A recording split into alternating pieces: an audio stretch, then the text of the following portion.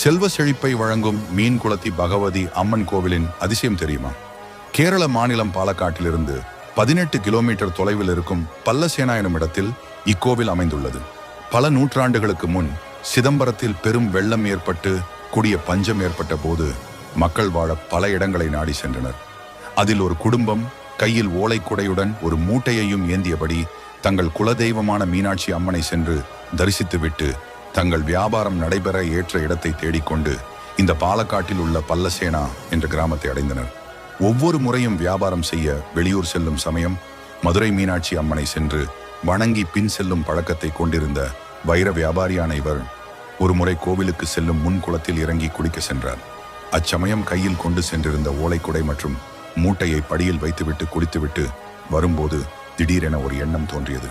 தனக்கு வயதாகிவிட்டால் இவ்வளவு தூரம் சென்று பார்க்க முடியுமா தெரியவில்லையே என்று மனம் கலங்கியவராய்